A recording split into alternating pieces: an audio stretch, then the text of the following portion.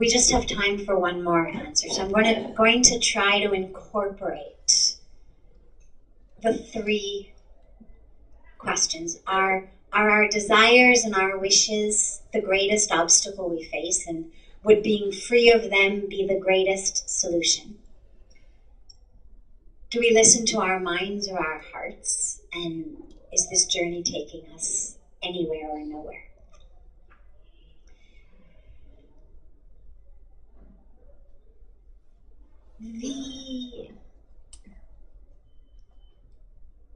The journey of our life, the path of our life, is much more of an experience, an unfolding, as I say, than an actual path. A path implies a destination, a beginning, a middle, and an end. And inherent in the concept of a path is the truth that I am not where I want to be. Otherwise, why go on a journey? If I am where I want to be, I don't need to go anywhere. So at the minute we talk about a journey or a path, implicit in that is the idea that I am not there.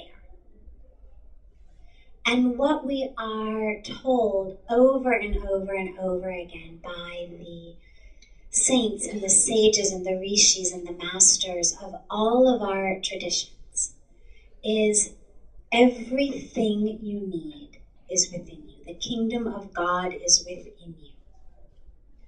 All of it is within you.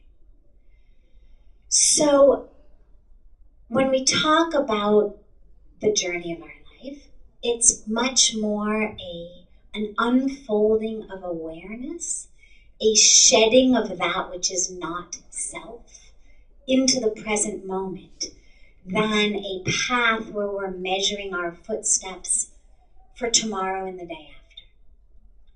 The only path we're on is a shedding path of letting go of that which is blocking us. And what blocks us? Well, one of the things that blocks us, as we've talked about, are desires. But it's not actually the desire itself. Desires are beautiful. Desires are catalysts for action. If I didn't desire to be closer to God, if I didn't desire to be free of anger and ego, I wouldn't meditate. I wouldn't be on a spiritual path. If I didn't desire a better world,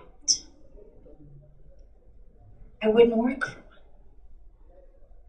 So desire in and of itself is a beautiful catalyst.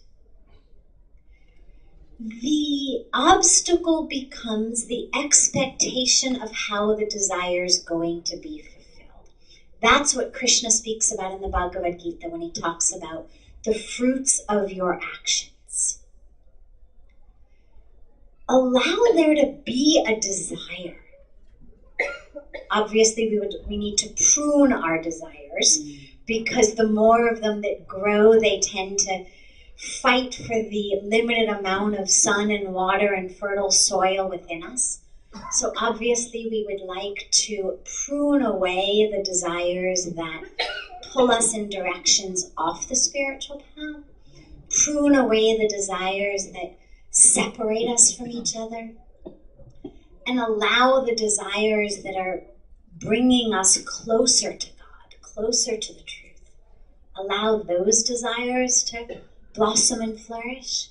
So it's not about not wanting anything, not wishing anything. It's about not being attached to how those wishes, how those desires will be fulfilled. And then lastly, in that aspect of our mind or our hearts, they shouldn't be separate. The mind and the heart are only separate when my mind is full of ego and jealousy and comparison and greed and lust. When my mind is connected with my true self or higher self or divine self or whatever terminology we want to use, then my mind is going to pull me in the same direction as my heart. This separation that we talk about tends to be either the mind gone astray or the heart gone astray. Exactly. So either my mind is rational and my heart, and in that case it's not my heart, it tends to be my lower chakras, we could say, just to keep our vocabulary appropriate.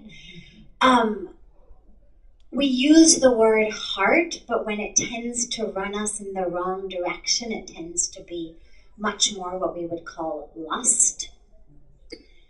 It's not really from the heart, or it's running away from something, running into a desire that is not in our higher calling. That's when the heart's gone astray. When the mind has gone astray is when it's too deeply connected to the ego, too deeply connected to this false identity, too much a sense of, I should do this because it's what my brother did, I should do this because I have to be as rich as the guy across the street. But when both of them are in alignment, they should actually tell us the same thing. There shouldn't be a distinction. Our mind should guide us on a path of awakening, of experiencing, of becoming, of unfolding. And our heart, as we unfold, as we experience, as we become, our heart should open more and more, expand more and more. The boundaries between ourself and others should dissolve more and more, which gets me in my mind freer and freer from that separation and all of its yucky manifestations. That then leads to my heart opening more.